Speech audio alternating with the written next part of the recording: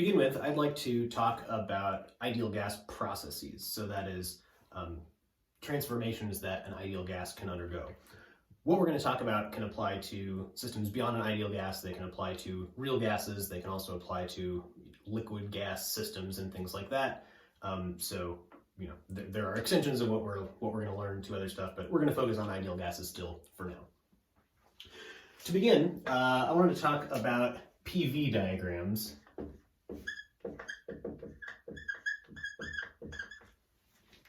And the idea is this.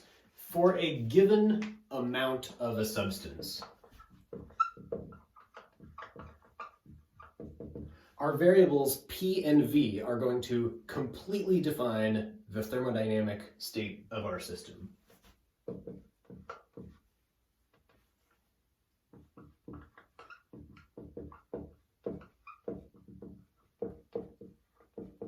Meaning that if we know, given that we know the amount of stuff, like the number of moles or the number of particles, if we know P and V, we know everything else. We know the temperature for one, we know other things like the energy, we'll talk about the energy of the system in a little bit, and so on. So what this means is that if we have a graph of P versus V, and this is the way the axes are usually drawn. P is on the vertical axis, V is on the horizontal axis. Each point on this graph is a different thermodynamic state.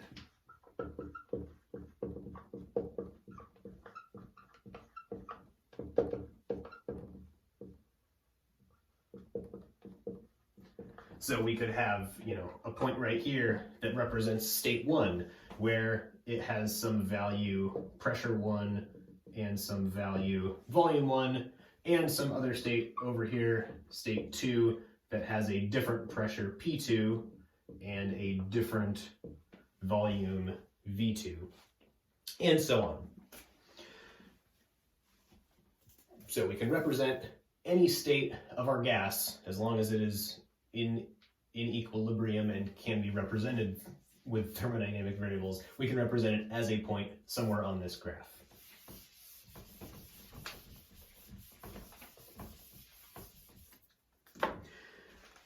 Now I want to introduce the idea of a process. A process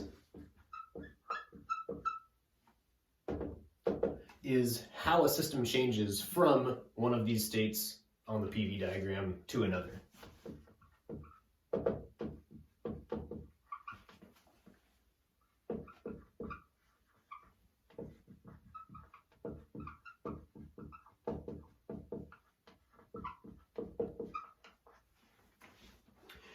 Often this process is a trajectory on the PV graph. So often that means if we have some initial state and some final state, our process can be drawn as some path connecting the two.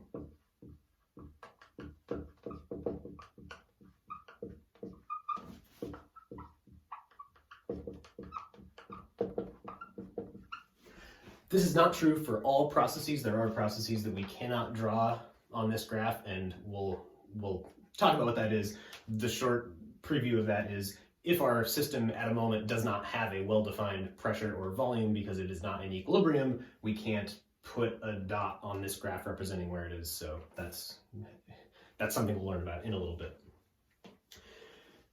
All right, lastly, before we move on to our talk about actual specific processes, I want to talk about one additional definition, and that is if a process is quasi-static.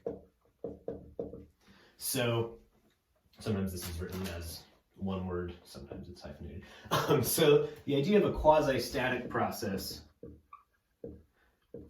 is that it is one where the system is in equilibrium the entire time it is moving from start to finish.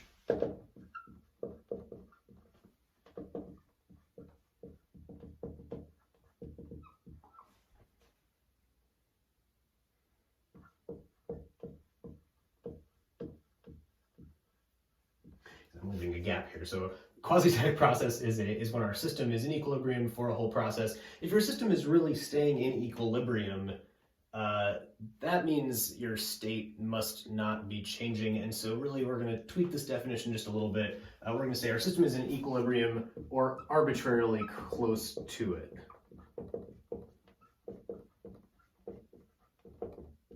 Meaning that we're allowing potentially very small, slow changes to our system over time. In practice, we can get away with these changes happening on real time scales, but the thing we have to watch out for is if we are changing something about a system so fast that it cannot stay in equilibrium, then the rules that we're going to learn for quasi-static processes are not going to apply, and you're in a different terrain of non-equilibrium thermodynamics. So we'll talk more about quasi-static processes later. But we'll talk more about what that means later. However, all of the processes we're going to be talking about, we're going to assume are quasi-static. They're happening slowly enough that our system remains in equilibrium. All right, let's talk about some actual processes. So we can imagine different start and finish trajectories on our PV diagram.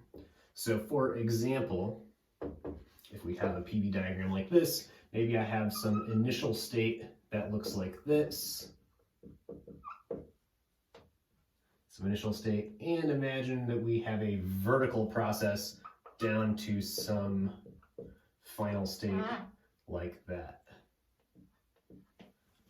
Now, what is unique about this particular process? Well, both our initial and final states have the same volume, right? This is V initial and V final at that point on the graph. So a process that looks like this is called a isometric or isochoric process. Both of those terms are used.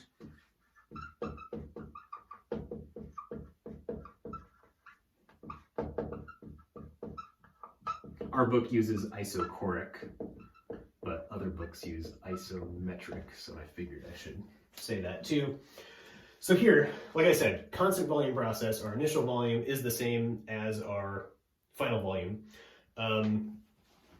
So for example, we could imagine this happening where we have so e.g. our example here is going to be a sealed container of gas. So we have some box, we fill it full of gas, we put a lid on it, and the lid doesn't let any gas come out, and the volume of that box is not changing.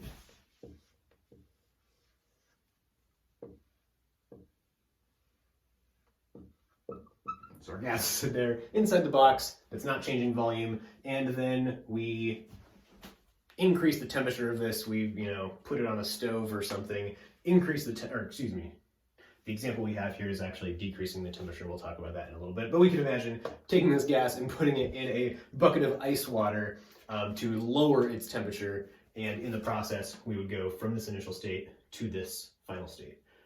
We could also do that backwards, right? We could heat this up and we would go from this lower temperature final state to this higher temperature initial state. But the volume, the size of this box is not changing as we as we increase its temperature.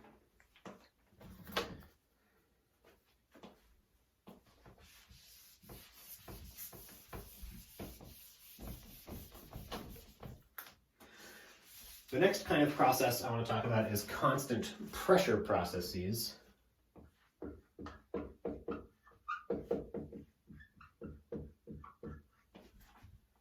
Also known as isobaric processes. You can remember isobaric because it's bare like barometer, so that means pressure. Iso here means same, bare means pressure, so same pressure at the beginning and at the end. So on our PV diagram, an isobaric process is going to look like this. It is going to look like a horizontal line on our graph. An example of what this might look like in practice would be something like the following. So we can imagine that we have some container with gas that has some slidable pistons. So we have some little, lid on our gas, but this thing is free to slide up or down within this. So if we put some weight on top of this, there's our little cartoon weight with, mass M. This mass is feeling a force down from gravity. In terms of pressure, we can think of that force as being spread out over the area of this slidable piston thing.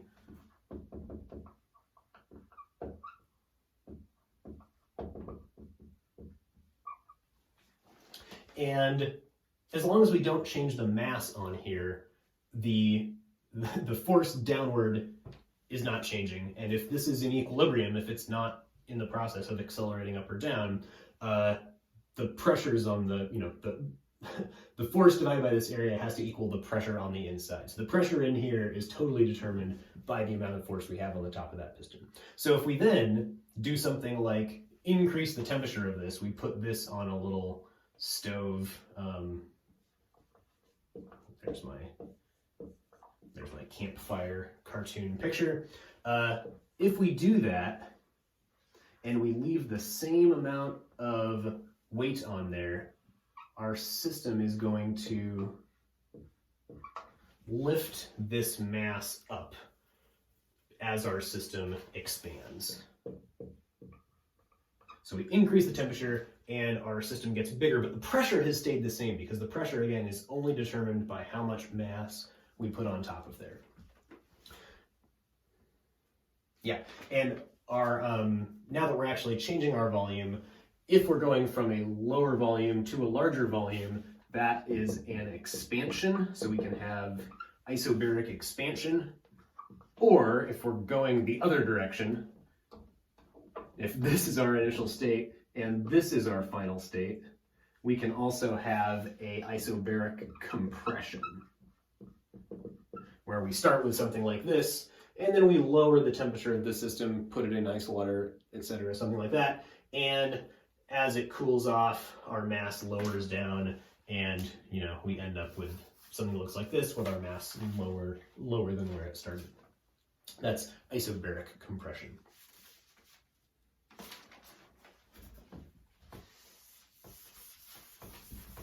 We don't have so many more variables left, so we can't do this. Can't do this all that much longer. The last type of process I want to talk about is constant temperature. This is called an isothermal process. This is probably the easiest one to remember the name of, isothermal. So in this case, our final temperature of our system is equal to our initial temperature of our system.